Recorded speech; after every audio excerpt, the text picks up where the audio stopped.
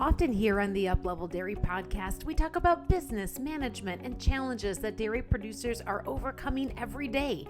But today, we are taking a little turn down a different path to a side of the dairy business that's built upon pedigrees that are deeper than the valleys of northern Vermont, carefully curated cow families, and spirited competition. And our guide on this journey today is a man who has dedicated his career to developing and marketing dairy cattle genetics, who took a risk to leave the comfort of the corporate world in order to step into a vision for a niche business with elite genetics and to redefine what it means to sell, show, market, and breed great cows. From St. Jacobs to Showbox Sires to the Music City celebration, and not to mention, he is a voice you will hear regularly on the Dairy Voice podcast. This is a story of passion, entrepreneurship, mentorship, and going all in with our guest today, Tim Abbott, right here on the Uplevel Dairy Podcast. This is the podcast for dairy farm owners, managers, and advisors who are committed to profitability, sustainability, and excellence. I'm Peggy Coffeen, and it's my mission to bring you the conversations that will uplevel your skill set and your mindset so you can be a top performer in the dairy farming business. Now sit back and enjoy this conversation today with Tim Abbott. So Tim, take a moment and just fill me in. Tell me about your life, your career, and how you ever got to be at the place you're at in the dairy industry today. Yeah, no, that's all fun things to talk about. I reflect a lot on where I came from. My dad was a cattle dealer that had a small farm, and we always had a farm with really, really nice Jersey cows. And my dad would sell cows to local farmers when they needed a cow. And I spent a lot of time on the road with him, buying cows and watching him work. And when I was a teenager riding in his cattle truck, I probably didn't appreciate the skills he was teaching me. The skill to walk into a barn and meet somebody you'd never met before and be able to talk to them about anything and negotiate a deal that they were happy with to buy their cow. And he was always very fair, but had to make a living. So I reflect on that. My wife laughs because I'm pretty much the image of my dad now. The only thing is I do it at a little higher level than the local cattle dealer. So I grew up with that. I also had a great mentor in my family. There were 6 of us, and I had 4 older siblings, and then there was a big gap between my sister and I of 10 years. And so I had older brothers, and my older brother, Dave, he went to the University of Vermont and started as an intern at Purina and ended up being CEO of Purina. And I watched his career and I watched how he lived his life. And he was the guy I wanted to emulate. I grew up in a town where my graduating class was 14 people and not many people ever left Cabot, Vermont. And I watched my brother and what he did. And it was like, gosh, wouldn't that be fun? And when I got out of college, so I went to the University of Vermont. When I got out of college, had all kinds of opportunities in the feed business because of Dave, my brother's path that he had charted. And he was great hooking me up with those. But I had better opportunities, I thought, in the genetics world. And so that's how I got started.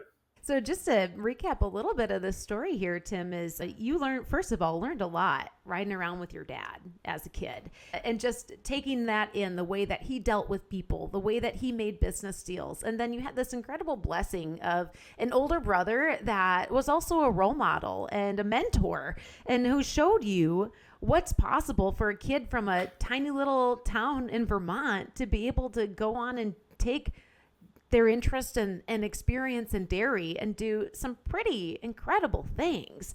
And so they often say that the things that you gravitated toward most as like a 9-year-old kid tend to be the things that you end up finding yourself doing later in life. So I'm just curious, what was 9-year-old Tim doing? People are gonna laugh when they hear this. They're gonna send a counselor for me, but one thing I used to do when I was 9 years old is read pedigrees. I'd get a sale catalog and I'd read pedigrees to myself to practice being a pedigree reader. And then I'd get the Jersey Journal and I'd cut out pictures and place the classes and judge those classes. So 9-year-old Tim really is no different than 59-year-old Tim. And I do the same thing today, practice reading pedigrees and look at cows. So it really is funny to reflect on that because that was what I loved doing. I always dreamt of doing things in the cow breeding and cow marketing world. Wow, that is awesome. And so that's what you were doing. Clipping out pictures, and instead of reading comic books, you were reading pedigrees. And it's still what you're doing today. And so, okay, catch me up to speed, the gap of what your career has looked like between that time when you would have entered the career field and what you're doing now. Like, what are some of the paths that those interests have taken you down? I think this could be a long answer, but it really boils down to two things. My passion to work with people and meet people. I still get the biggest charge out of meeting new people every day and trying to connect with them. And I'm still driven by marketing cattle and marketing genetics and breeding better cattle. So that's kind of where it's gone. Just to recap through my career, I left the University of Vermont or graduated from there and had great mentors there. And luckily, I got married right out of college, and my wife, Sharon, won the national judging contest when she was in college. And so she's got the same passion for cows that I have. And I, frankly, could not have done this if I didn't have a wife that lived and breathed cows quite like I did. I don't think she ever thought her life would go down this road. She was raised on more of a commercial dairy farm, but grew up in FFA and 4-H. So I would say number one thing in my career was I got lucky enough to find somebody that would do it with me, because I couldn't have done this by myself. I'd probably been through 3 divorces if they didn't understand what I did. And then I went right to work for Jersey Association out of college and had the greatest mentors in the world. Jim Cavanaugh had been CEO of Jersey, was an iconic man in the industry. And then one of my great friends was Maury Core, who was my boss at Jersey and really the mentor of my career at that point. So I worked there many years. It was my dream job. And I'll tell how I got into the AI business. I was at World Dairy Expo, and I had done red pedigrees at a couple of ABS's Americana sales. And Dick Smith, who was in charge of the sire department at ABS, called me one expo and said, "I'd like to have breakfast with you. We have a sire analyst job, and we'd like to hire you." And I said, "I have no interest. I'm in my dream job. I don't want to do anything else." And Dick and I met on East Washington Ave for breakfast at Denny's one morning, and I came back to the barn and I told Sharon, I'm going to leave Jersey and go to ABS. What it did, Jersey had been great to me and I loved it, but what Dick made me realize was the big scope of cattle breeding.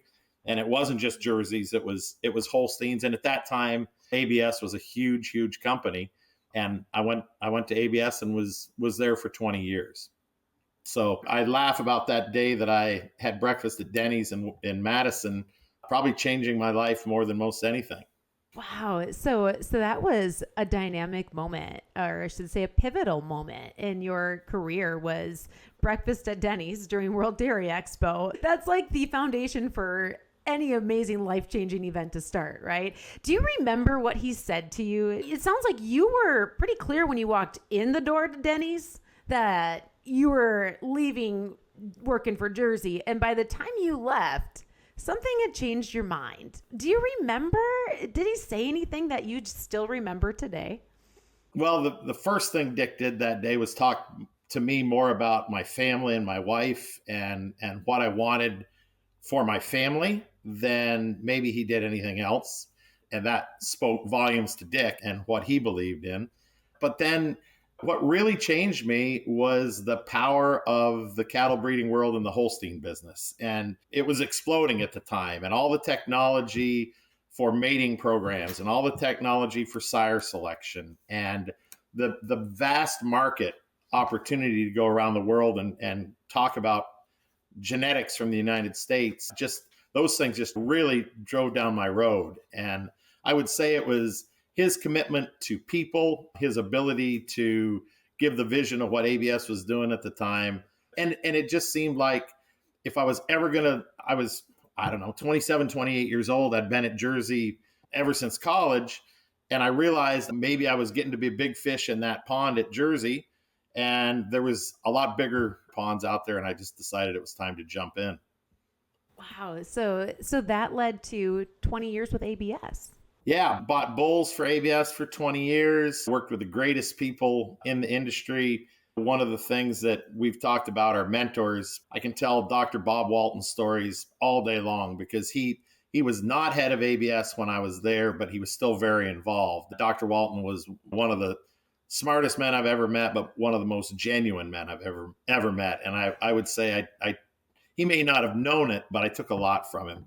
So I was a sire analyst for years and worked with great people, and then went into business management. I ran ABS Canada for the company for a while. I did some business development projects just to try to round out my career a little bit. And that's basically how I ended up being involved with St. Jacobs. I was working for ABS in Canada, running ABS Canada, and St. Jacobs was a partner of them. And I was lucky the 5 guys on the board at St. Jacobs kind of took a liking to me. And so they hired me through ABS to run St. Jacobs. And right about then, not necessarily because of me, but maybe in spite of me, St. Jacobs exploded and went from a small little breeder cooperative to a company really starting to gain momentum. And I think I was at the right place at the right time, but St. Jacobs started to explode. And then the company grew and grew and grew under 7 years of my leadership with a great board and a great team and ABS's people. And the board decided it was time to sell. And luckily, Sharon and I somehow found a banker that we convinced we could make this thing fly, and we bought the company.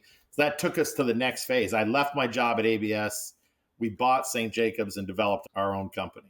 Wow. Okay. So let's pause right there. So again, this is a turning point. So you had a turning point when you left Jersey and went to ABS, had great experiences there, gathered up your rapport and resume through ABS for 20 years. And then now, instead of working for someone else, now you're working for yourself. You and Sharon both. Right. Which has been, at first, was a daunting task and really scary, because writing that check for health insurance every month, having your own car, no company car, no expense account, those were big changes because I'd spent my whole life with those security blankets. And there again, I was lucky that Sharon had the same vision and we were able to do it. But yeah, that was absolutely life-changing. So you just said you and Sharon had the same vision. Do you recall how at that time you two would have described your vision for St. Jacobs and for what else might come from taking that step and being independent in your work? Our whole vision of the company was it was growing so fast with so much potential. We thought under our direct vision and leadership, Sharon could do more of the marketing. I could do the acquisition of the bulls and the being in the field and promoting the bulls. And I've always said that sometimes in genetics, I think geneticists, which basically that's what I am trained as, we make bulls or genetic packages that we think are going to help the customer. And we've always been believers that the customer tells us what they want. If they want bulls that make green cows with pink ears and I can make that for them, I don't know why we wouldn't do that. And so we had the vision that we were going to try to make every really fun show bull that we could that would make people profitable. We didn't want to make show bulls that lost people money. We wanted to make them show bulls that were profitable. The company, Sharon and I and the 2 girls sat many nights on our living room floor stuffing envelopes and making flyers and all that stuff to send out to customers. But we were able to grow that company to a fairly large, independent company that kind of fit our vision. We were doing the same thing when we sold that we were when we bought it, except at an accelerated pace. When I started with St. Jacobs, I think our gross sales would have been 1.7 million. And when we sold the company 10 years later, our gross sales would have been more like 25 million. So, pretty quick growth. It was your vision, and it was that culmination that you described of you and Sharon and really your whole family on board with doing this. And so when you got involved with St. Jacobs from an ownership standpoint, Did you always think that you would someday go on to sell it? Or where did you see that going for you and for your life? Yeah, I had no vision of ever selling it. Expected it to be our company forever. Had big visions of hiring more management, and Sharon and I maybe slowing down a bit, trying to get a good young person to join us. But the bottom line was ABS decided that we had gotten big enough and we were a big enough part of their market and where they wanted to go that they kind of wanted to completely lead the direction of the company. And there again, back to my old Vermont roots, the best time to sell something is when somebody wants to buy it. And we made the hard decision to sell it. And it was great because it changed our lives financially and for the future. So, but we were young 50s and neither of us ready to be done in the business. And so that's kind of how all the new things have been born in our world. So I'm excited to get to the new things, but I want you to just take one moment to reflect on that experience of building something to the point that it had the value and the reputation that St. Jacobs had. And the fact that you built it with your wife right next to you. Like, how cool is that? Is there something that really stands out that you would say this was the most satisfying part or the most meaningful part of this section of your story? Yeah, I think very specifically, the most gratifying part were the customers, the people from around the world that would call us and say, I've got daughters of your bulls and thank you for doing what you're doing. And then the team at ABS, the representatives that sold our product, they are the reason we were successful. They believed in what we were doing. Sharon and I and our staff worked very hard at taking care of those people, and they became family. And we added to their success in their sales venues because they could go sell high genomic bulls or TPI bulls, but they could go to the next farm and sell and make a show calf for their kids or their grandkids. And the number of reps that tell us we changed their life with our product line because it gave them that much more potential to earn money, that and the success that breeders had easily were 1 and 2. And the reasons that I think we were gratified when we sold it. The hardest thing of selling it was leaving those reps that had committed to Sharon and I behind. That's one reason we sold the company to ABS, because they still have access to the product line and it's still going today. Sharon and I pushed the rock, but they're the ones that took it to town. When you describe what was so meaningful to you about St. Jacobs, and what I hear is a reflection of some things you shared earlier, Tim. And one of those things was how much you value connection and enjoy connecting with people. And so much of it comes back to the combination between that connection with people, but then tying in your other passion. And that was for pedigrees and for cattle in such a way that it's the people. It's the people, whether it was that producer, as you said, who would call you and share their success, or the reps that you were able to help them be more successful in their role and probably pursue a piece of their own passion as well. Would you say that St. Jacobs was a brand that was just very true to you and Sharon and your greatest strengths and passions?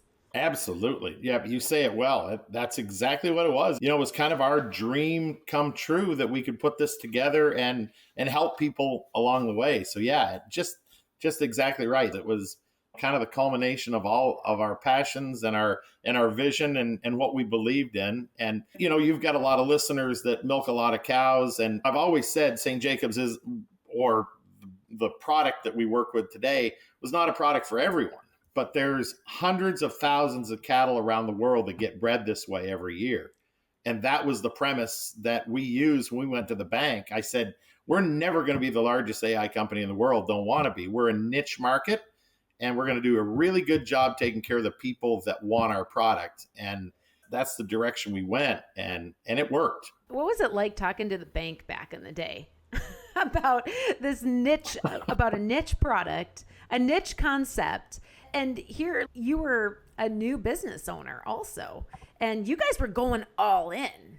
We were going all in. The only thing we didn't leverage was our camper that we used to use for vacation, because we might need a home when this whole thing went down. We wanted to keep that because we were going to live in it. But I met with a couple great bankers that said, I love your vision. I think this will work, but we're not it. And where I ended up getting our loan for the company was twofold. We borrowed money from a bank in Canada that financed the buildings and the structure and the bricks and mortar, because that was in Canada. And then Yankee Farm Credit here in Vermont financed the business part of it. And my loan officer, who was a vice president there, we sat down, I presented what I wanted to do, and he said, this is brilliant. And they loved it because it diversified their portfolio. And so honestly, it was daunting. It was daunting because being rejected and having failure are not things I'm good at. The first couple bankers I met with, and we knew we had outside sources, we could get money, we could always take partners. We didn't want to do that. We thought we could get our vision accomplished faster if it was just us. And thank goodness for the guy called Mike Farmer at Yankee Farm Credit that we worked with as a loan officer. And he had the vision and he drank our Kool-Aid. So thankfully he did.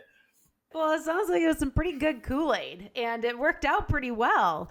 So what a cool story. And thank you, Tim, for just taking that step back into the moment of what it was like to start something new, but then also to build it and to grow it and to scale it to the point that you were able to exit that business. And that leads us to what you did after. So what have you been up to since the sale of that business?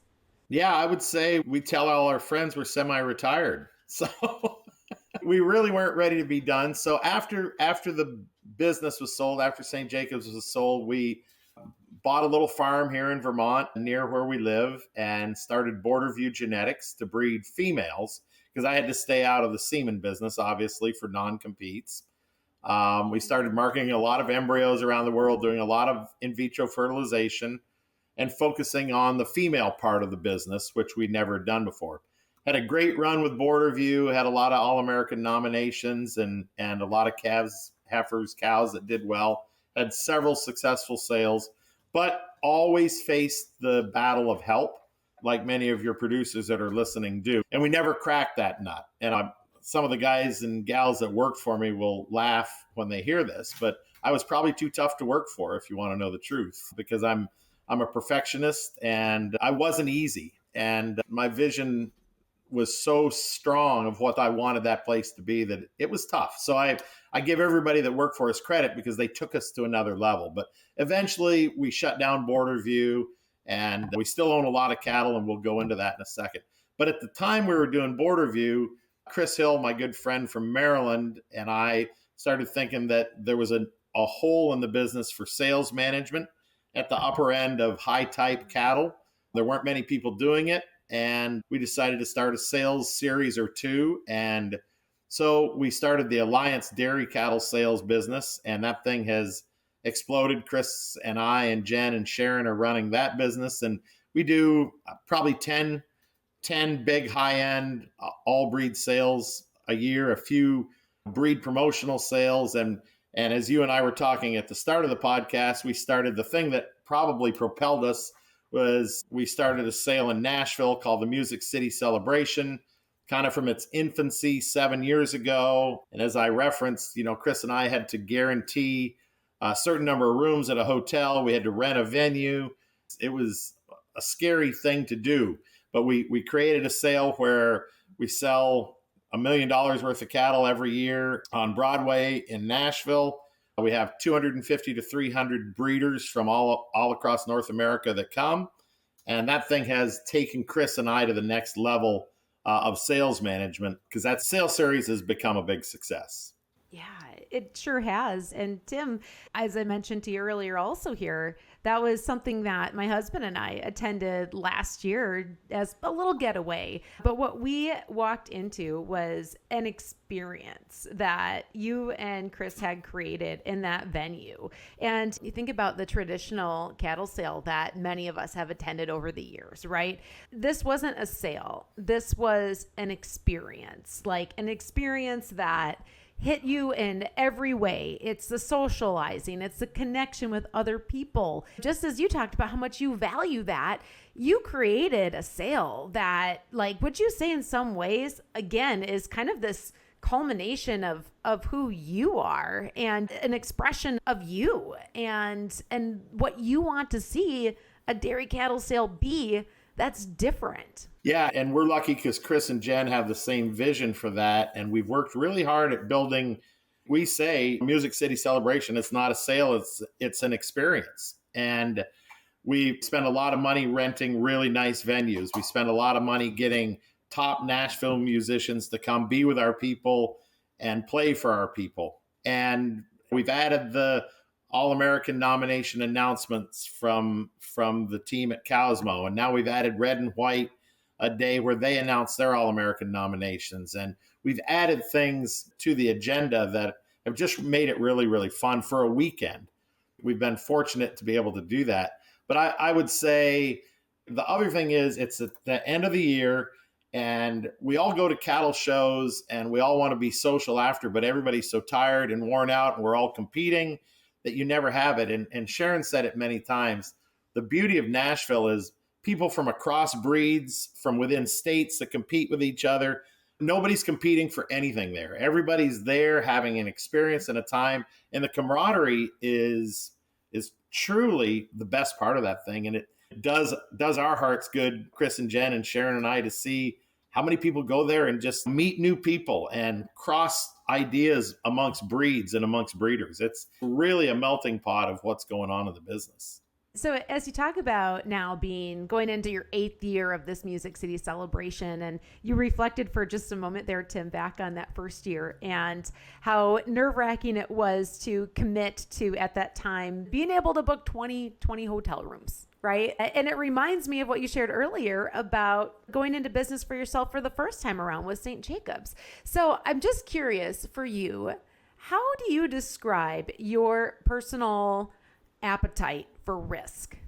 It's pretty huge. I'll quote one of my mentors. I think this was a Dick Smith quote. He used to say, if you can't be better than your competition, be different. And I think there's some truth in that in our success. I don't know that we've done anything earth-shattering, but we have done things differently. And my appetite to do that and create, we had this conversation as we started. We all work very hard in this business, whatever we do. I spent 25 years in hotel rooms and on airplanes. And if you can't put some fun in things, I think that's the trick to what we're trying to do. And we've got the luxury now of we're kind of doing this all new business again. And we started them all again at 50. And you're a lot different in business and in life at 50 than certainly you are at 25 or 30. Everybody knows that. But we've been given a great gift to be able to maybe recreate, and then we'll get to our next project, which is Showbox Sires. But I think that vision and the rebirth of those things and changing, that's what drives us. Okay, so perfect segue to vision, to being willing to do things differently, to change, to growth. Showbox Sires. Tell us about that. Part of one of the benefits of Nashville, we got to be good friends with Mike and Julie Duckett from Wisconsin at the Nashville sales. And it ended up, the Ducketts and us bought a cow together. We bought Footloose together. And then our partnership started to grow and our interests were the same. And we really enjoyed working with them. They're raising a young family and doing it like we think we did and are passionate about the business. So we started doing a few things with them. And one day, Mike and I have had people call from around the world ever since we sold St. Jacobs and says, why don't you get back into the bull business? And I was out for 7 years and they assumed that was my non-compete. My non-compete was 3 years. So I was out even longer than I was supposed to be. But so Mike and I had a stable of cows that we were excited about that we thought could be the next generation of bull mothers. And nobody was doing anything with those sort of cows in AI. And so we said, let's start a new company and just sell good genetics using today's technology. And I've always been one to talk about all the toolboxes that we have, all the tools we have in our toolbox. We have pedigrees and we have performance and we have genomics. And too many times in the industry, we pick one thing that we want to use. We either want just cows that look a certain way on the outside, or we want cows that look a certain way on the inside, or that look a certain way going through your parlor. But I think we can do it all. I think we can have cows look one way on the outside, look one way on the inside, and look one way when you walk in your barn. And that's the vision that Mike and I had. And so we started Showbox Sires about a year ago, and we'll have about 15 bulls in the market by Expo. And we're just having a blast, redoing everything we did in our previous life, but maybe at an accelerated clip. Oh, so this is super exciting for you. Once again, just to step even deeper into a vision of something that you can see so clearly an opportunity for, and a way to do things differently that wasn't being done. And so just take a moment and explain a little bit about, how does Showbox Sires work? Because you have affiliations with a couple different AI companies, right? Good question. Something that we've got to get well stated to our customers. So when we put this together, Mike and I were going to develop our own distribution company as well. And word kind of got out we were starting this. And one of the great things of my career has been my friendships from other AI companies. And I'm going to go off the road a little bit here, but one thing that I marvel at my career about, I competed against the best guys in the industry for years, but they're some of my greatest friends today. I look at a guy like Doug Blair or Pete Blodgett, who was both those guys direct competitors. Dick Chichester and Dave Thorbon at Select, Jeff Ziegler. We competed fiercely against each other, but we always remained respectful and we learned from each other. And so when we started doing this, Thorbon and Ziegler reached out to us and wanted to be involved with our product line. But at the same time, one of my dearest friends in the whole business is Paul Larmer, who is the CEO of CEMEX. And again, over a glass of wine or two in Australia, maybe a bottle, we got to be great friends. And I think Paul is one of the most talented guys I've ever worked with. And he came to us and said, I'd like to be involved with Showbox as well. So we thought we were going to have to choose between the two companies, and both of them said there's really no reason to choose. We'll have one group of Showbox bulls in the Select lineup, one group in the CEMEX lineup, and we'll attack the market where CEMEX's markets are the strongest. We'll pick a bull that fits their markets best. Let's just say certainly Canada, certainly regions of the United States, certainly Australia and some European markets. And then you open up the Select business with their strength in the U.S. and their great global impact through Worldwide Sires. They both agreed that we'll have a draft every few months, and we sit down with Paul Trapp and Kevin Jorgensen and select the bulls to go to each venue, and we're off and running. So it's really a unique partnership relationship, but it's going great, and the customers are starting to really enjoy what we're doing. So you just made that sound really, really easy to walk in as a new, not a new business, but not a new face, right, in the marketplace, and to bring together competing companies to a point where you kind of are all playing in the sandbox together. Was it really that easy? We've all thrown toys at each other a little bit in the sandbox. There's been a few people with sand in their eyes, but you know what? I think they both, again, listened to Mike and my vision of what we wanted to do, and they knew we had name recognition. Sharon and I had it from our world in the AI business. Mike and Julie had it as prominent breeders of great cattle and caretakers of great cattle. So they hooked, again, we talk about drinking our Kool-Aid. The AI companies were drinking it because we had the brand, even though Showbox Sires was in its infancy. We struggled with what we were going to name it. And I literally sat up in bed one night and said, oh my word, I've got it. I want to breed cattle like we're sitting around with the old timers on a showbox talking about what bulls to use. And I called Mike, I think in the middle of the night, and said, I got our name. And that's our vision. We want to breed cattle. We want to talk about breeding cattle. We want to make it fun and passionate with nice pictures and nice stories. And we're having a great time. You just painted this picture for exactly what you set out to achieve. And that was that feeling of a bunch of guys and gals sitting around on the Showbox. And when I picture this in my mind, I see High Life involved. But Miller bottles of High Life. Is that part of your vision too? Yeah, I was going to say for across the border in Canada, maybe a little Labatt's or a little rye. And that is where we're getting to with this. It's obviously any new company, it's slow getting the uptake, but we're earning the respect of the sales force that's taking care of our product and the customers getting the word out and doing it through different media today than we did when we did our business before. So that's a big change for us. Let's talk about that for a moment. Just the way that media has changed, because you have been in this genetics business for a long time, and there's always that marketing aspect involved and finding new ways to meet people where they're at when it comes to reaching them with your messages, with your offerings, with an entirely new brand like Showbox Sires.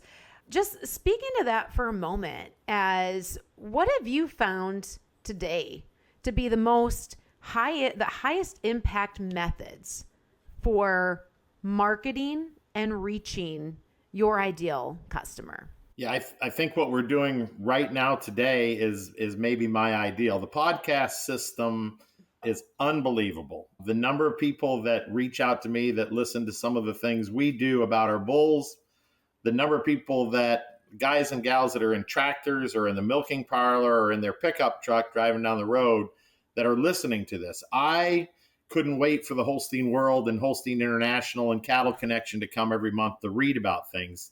These folks like to put it on their phones and put their earbuds in and drive down the road or go pick the packs and hoe down the cows with their earbuds. And I think maybe the greatest revelation to me is we can do this all verbally now rather than on paper. And frankly, I might be an average speaker, but I'm a better speaker than I am a writer. So I'd lots rather do it this way.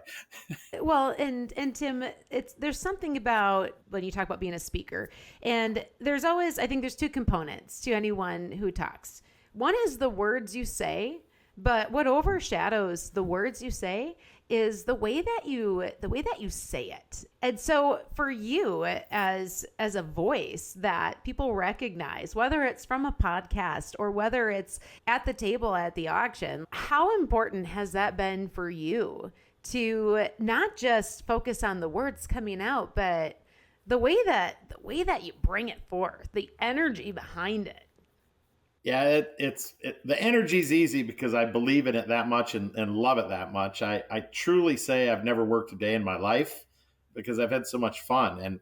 And again, I go back to my dad. I'm the mirror reflection of my dad with energy and passion. And you're true to that style for sure.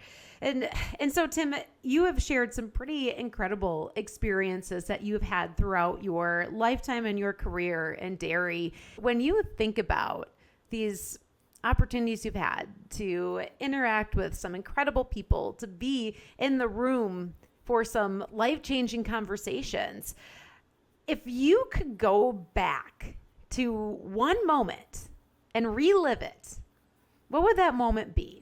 Take us back with you.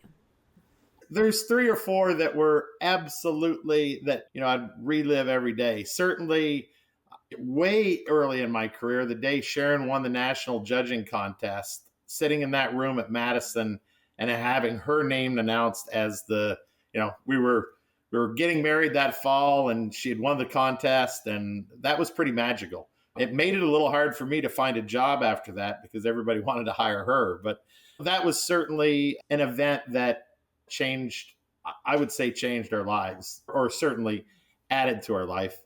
I would say a second event, certainly I was honored by the Klusendorf Association as an honorary member at Madison 10 years ago. And the day they called me to ringside and announced that was certainly magic for me, like to be amongst your peers as an honorary member of that great group of men and women. And every year we go back and during the March calf class, they let us go out in the middle of the ring and honor us. I pinch myself every year with that. And then I would say the third and maybe the most significant, a few years ago, my brother Dave and I and his wife Penny and Sharon We made a nice donation to National Dairy Shrine. And in return for that, we put up a display at the National Museum, at the Dairy Shrine Museum in Fort Atkinson, about my mom and dad. And the day I walked in that place and saw a plaque on that wall for my mom and dad, that was probably the most powerful moment I've had in this business, because they did not get any awards. They were not Klusendorf recipients and master breeder winners and all that. They raised 6 kids on a little hill farm in Vermont. And for Dave and I to get them recognized in some fashion because of adding $100,000 to the scholarship fund at National Dairy Shrine, our parents can be remembered forever for what they did. And so I cheated a little because there's 3. Why was that so important to you, that if you and your wife and your brother and his wife were going to give to something, why'd you pick the Dairy Shrine? Well, I've been on that board and very involved with Dairy Shrine, and I think it is the most effective use of money in the dairy business to get money back to kids that need it. And the reason that's so important to us is because Sharon and I and my brother Dave, we would have never gone to college if we wouldn't have had scholarships and funds that supported us, because my mom and dad did not have money to put us through college, nor did Sharon's. And if we can put that money towards helping the next generation get there, it sounds like a cliche, but it's real. Like, there are kids out there that need this opportunity. And I go back to 4-H and FFA and the power. And for me, national jersey events. I got to go to jersey events all over the country and hobnob with the best people that became my mentors. So taking care of our youth is, I think, for Sharon and I, one of our number one priorities as we move down the road.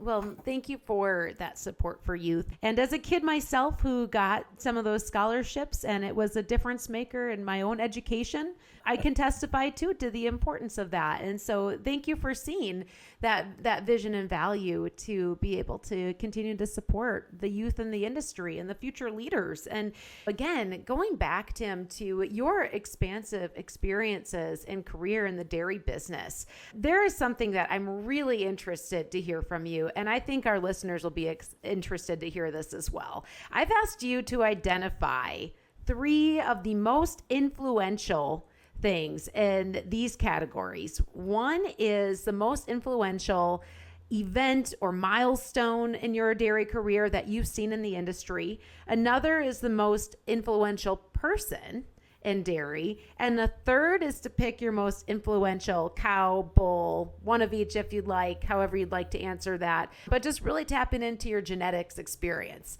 So let's hear it. Most influential milestone event in your lifetime in dairy that you've seen. What would you say? I would say it's a progressive event or progressive change, but I would say the use of embryo transfer and in vitro fertilization during my career has changed the cattle breeding world. When I started, we had 1 shot on goal every year to get a bull out of a cow, and it wasn't long before we started doing embryo transfer. We'd have multiple shots to get bulls. And now we can in vitro cows when they're calves, and we can move the generation interval that much quicker. So I would say the onset and development of embryo transfer IVF technology has been the number one change in cattle breeding for me in my career. So you've seen that change. You've experienced it. Forward jet for a moment. 10 years from now, what does that look like? Right after we've started having multiple bulls from a litter, then luckily we got the ability to map the genome, and we could test them for genomics and tell amongst siblings who potentially had the best shot on goals. That's a huge changer. But I see every farm probably around the world using more and more of the technology that's behind IVF today or ET. I really think people will start using a complete genetic package. Today we sell semen, and that takes care of half of it. But I think down the road we'll continue to watch the development of selling the whole genetic package and giving you the ability to make whatever herd of cows you want. The array of breeding possibilities is so huge today.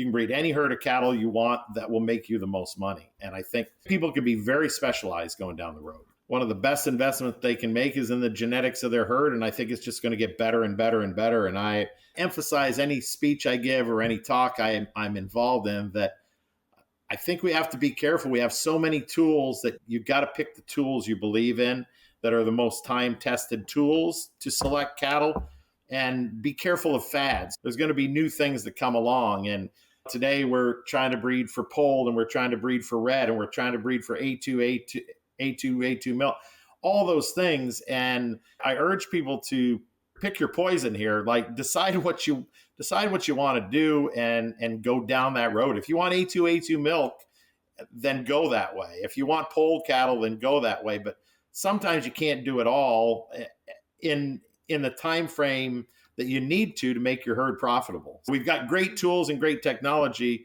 maybe too many for a lot of us. I know I get overwhelmed. This is a good recap and also expansion of what you just said, looking at that influential milestone or event in dairy, and the sky's the limit on the direction it could go. But it comes back to, like you said, also making wise choices within that realm of utilizing those technologies. And Tim, second point of most influential person that you believe has walked through the dairy industry in your career time. I think the most influential person was probably Dr. Walton at ABS. He was a visionary with leading us to everything from frozen semen to genetic evaluations to mating programs to making farms around the world more profitable. And I think Dr. Bob Walton would be one of those guys. I would throw Dick Chichester and Doug Blair and those guys all in there. And certainly my first boss, Mr. Core at Jersey. He and Jim Cavanaugh were the leaders of the revolution of the Jersey breed. They took them from the world of horned, pretty little cows to cows that were profitable and made people money and milk. And those guys had the vision of changing the Jersey business. And Mr. Core and Mr. Cavanaugh did that. It's really neat, though, Tim, that when you talk about these influential people and names that are familiar to many of us in the industry, they were more than names to you. They were people that you sat pretty close next to at times in your life, weren't they? I remember we went and saw Mr. Core at a nursing home soon before he died, and his mind wasn't real great, but he knew who Sharon and I were, and he took us all through his nursing home, introducing us to people that were in his nursing home. And it was so powerful because he cared that much. But I still talk to Mr. Chichester and Doug Blair and those guys.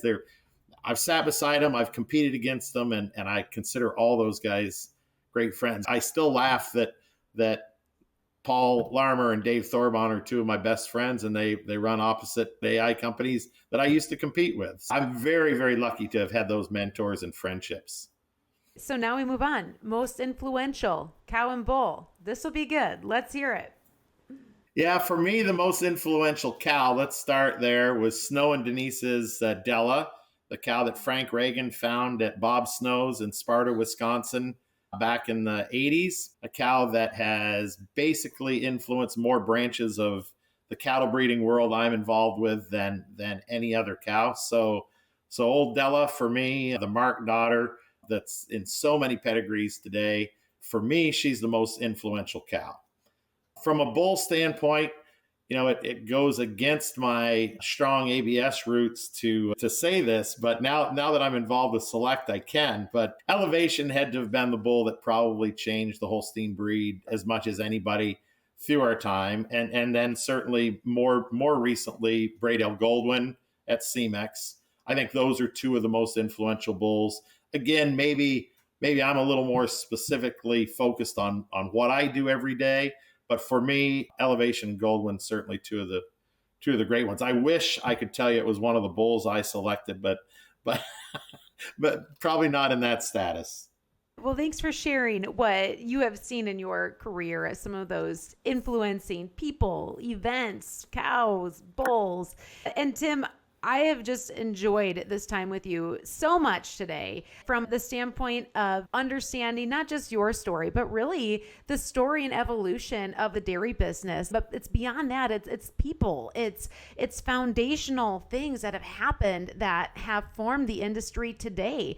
And so as I wrap up the Uplevel Dairy Podcast is ask my guests 5 questions. I call these the Uplevel 5, and these are where we just tap into getting to know you even better. And so the first question I have for you, Tim, how do you define success? What does success look like to you? Yeah, for me, I think it's pretty simple. It's personal happiness. Success for me is to be what you want to be as a person, whether it's financial or an image or whatever drives you, whatever your personal happiness and satisfaction comes from. To me, that is success. In 3 words, how do you want to show up each day? The 3 words I would use is, one is always listen. So I want to show up and have an ear to listen. They say you're given two ears and one mouth, and use them in proportion. That's what my friend Paul Armour says all the time, reminds me of that. So I want to be a listener. I want to be inquisitive. I want to learn something every day. And I want to expose my passion to whatever I'm doing and my positivity. So positivity, passion, inquisitive nature, and listening. And you've had some pretty incredible mentors, people in this industry that you've worked closely with. And so who would you say are the thought leaders that you follow? Maybe someone outside the industry. Take this any way you want. Who do you follow? My mentors in the industry all have a common thread, in that I think I look to a mentor that's honest and sincere and cares about family.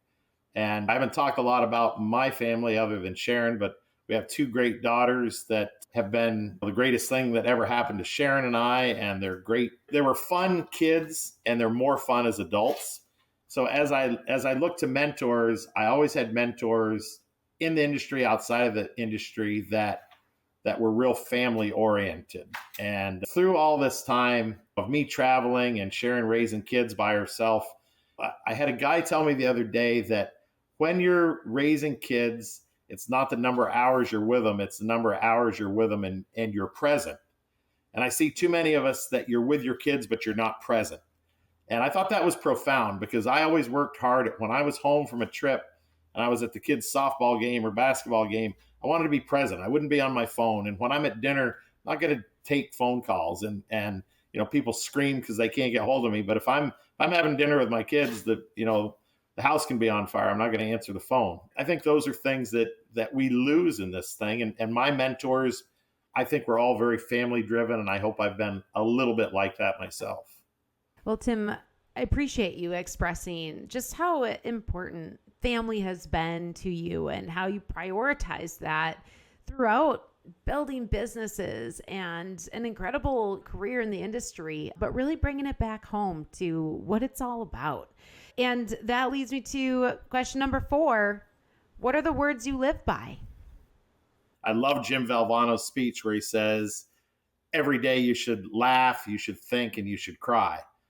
And I truly believe that's the way I live my life. Like, most days I'll cry, every day I'll laugh, and I hope every day I'll think. And I think it's so easy to do things that way. But with my pedigree reading, I grew up listening to, in the Northeast, Bob Lord from Billings Farm was the best Jersey pedigree reader in the Northeast when I was a kid. I used to love to listen to him. And he was very, sometimes off-colored and very gruff and rough, and loved Bob. He was a great mentor. But then I moved to Maury Core at Jersey, who was just the consummate professional. And he and a great friend, Merlin Woodruff, the auctioneer from Urbana, Ohio, it was like when they were in the box, they would sing.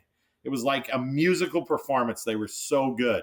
And so I watched him. And then once I get into Holsteins, then the greatest ever is Horace Bacchus. And Horace Bacchus could tell a story about mixing a jug of milkshakes, and you'd sit there and listen and think it was the most magnificent story you'd ever heard. And he was a great storyteller. And it's the journey you take people on with you, isn't it? It is. And I will tell you, during this podcast, I've already accomplished all my things today because I had tears in my eyes telling you a couple of my stories. You've made me think because you've challenged me with some tough questions, and we surely have laughed. Well, I'm not done yet. There's still one more. What is your next up level, Tim? So when I say up level, I mean, what is the area of your life, personally, professionally, that you are taking to the next level right now? I'm going to completely go off track here with this one because my next up level is I am very passionate about music, and I don't know how to play an instrument, and I don't know how to do any of that. And I'm hopefully going to work with a couple Nashville groups to work with them to make an album, not that I'm involved in, but that I listen to and have my input of what the sound is. My up level is I'd like to learn to play an instrument, and I'd also like to write a song with songwriters. One of my big things that we love in Nashville is we've started going to a place called the Listening Room, where it's 4 songwriters that present their songs and how they came up with their songs. And I am absolutely enthralled in songwriters. So maybe someday we can do a podcast on if I write a great song and I can actually play an instrument on it. My wife warns me I'm not gonna be disciplined enough to learn to play the instrument. So maybe I better stick to the songwriting. But we really, because of our Nashville connection, we have a great. Yeah, I can't even do that right now. That's the problem. But our Nashville connections I've gotten to be such good friends with so many musicians, and I'm so intrigued with their business and how that works. And you want to talk about a business that changed and has changed from making albums to now just doing everything on YouTube and cutting one song at a time. It's very, very fascinating. So the record business, the music business is my up level that I'm going to try to get to if I could get enough time. What's your timeline on this project? You can't fit me down to that. When should we schedule the next recording? If you say it, you know that there's going to be a few people that hold you to it. Yeah, exactly. I would say in the next 2 years, I am going to know how to play an instrument, and I am going to sit down with songwriters. Now, whether anything will come out of that or not, I can't promise. But so let's see. It's 2024. So at Music City Celebration 2026, there will be a performance by Tim with an instrument. It might be a kazoo, whatever, right? Tambourine, kazoo, whatever. And a song that you have been involved in the writing. 2026. There you go. 2026. I will, as long as you're there, we will have something put together for you. What instrument are you going for? I started on keyboards because I thought my ear was good enough I could learn to play keys. And I have played a couple songs. We have a big music festival party here at our place every summer and bring Nashville artists to Vermont to play. And I did play a song with one of our artists on the keyboard. It was a little dicey, and the way I did it was I had to put pieces of tape on the keys so I knew where my fingers were to go because I didn't learn it that well. But we got through the performance. It was good. So I think I'm going to stick with the keyboard. That is awesome. So I apologize for joking with you about the kazoo and the tambourine because clearly you are way past that. Oh no, that's real. You gave me ideas because now I can fulfill the promise I've made you. Well, Tim, this has been so fun, and I've enjoyed getting to know you, but even more so, just so much behind your story. And again, what I hear with what you share is I hear a lot of authenticity. And as you mentioned, it's the journey every day that you take yourself on to think, to laugh, to cry. It's the journey that you just walked through with me where I did all of those same things. Got a little misty-eyed too as you talked about your folks and the way that you're honoring them. And I know that's going to connect with other people in a deep place too. But just the way that you have expressed your true self and created a business around that and a vision for that. It's so admirable. And if you don't mind, as we close out here, I know I said I was done, but if I've got you here, I'm going to hit you up for a couple more things. So you have become an entrepreneur in the last several years here. That's now who you are. You're a businessman. You're an entrepreneur. Dairy farmers are entrepreneurs also and business owners. I am as well in my business, being independent in my work. And so when I have the opportunity to sit down with someone who has done it, who has decided to take ownership of their own vision and to make it reality, and you've not just done it once, you've done it multiple times. And as we've just discussed, you're not done yet. You are not done yet. But I just want to hit you up for a little bit of business advice. Off the cuff, 3 things. If you could offer advice to any other business owner about what you've learned along the way, best 3 pieces of wisdom you can drop on us today. With what you're doing with Uplevel, you're an entrepreneur as well. And the things that you're doing are taking our business to the next level. So I applaud that because I guess the reason I lead with that is because I think the first thing you have to do is you have to go with a passion. You're not going to be able to have a business that you're not passionate about. I think you have to listen to people and figure out what people need. How can you actually help people? And then I think dedication to working, not being afraid to put in the long hours and the hard days like most of your listeners do. I mean, we all have the work ethics. That's how we were raised. I don't know that all of us have the vision and the passion and the willingness to let other people help you. I feel a little bad about this podcast, and it's been way too much about me or Sharon and I, and it was the people around us. I mean, you've got to put the best people around us. I've always said when I hired people or we partnered with people, we found people that were better than us. And I think if I'm giving advice to somebody starting a business, find people that are better than you and put them on your staff and involve them in the business as well.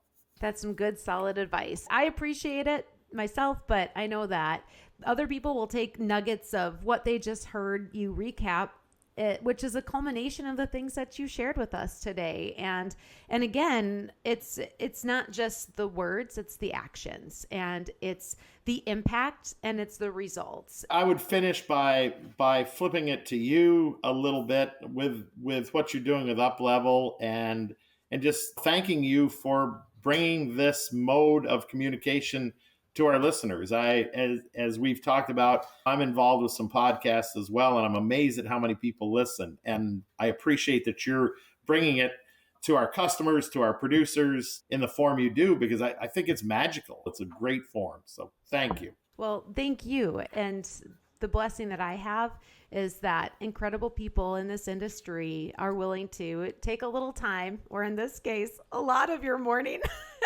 and talk with me and share their thoughts and their stories, because it's what will inspire someone else. It's what will connect with someone else. And it might just be the little things we take away that make a difference in a much bigger way than just this moment. And so, Tim, again, thank you so much for joining me here on the Uplevel Dairy Podcast. It's been my pleasure. Thanks for having me on. You just heard from Tim Abbott. And if you'd like to hear more from Tim on a regular basis, make sure to tune in to the Dairy Voice podcast, where he is a regular host talking about Showbox Sires and more. And once again, I'm Peggy Coffeen, and thank you for listening to the Uplevel Dairy Podcast. And if you're like me, this one had you thinking about the things you appreciate from your own dairy story, thinking about the inspiration that we can gather from others right within our industry who weren't afraid to take risks, to do big things, and at the heart, to really serve producers and serve our industry in a different way. And if you enjoyed this episode, please make sure you take a minute to hit up and rate and review on your favorite listening platform. Those reviews and those ratings are what allows this show to keep on going and growing. I'm Peggy Coffeen, and thank you for listening to the Uplevel Dairy Podcast.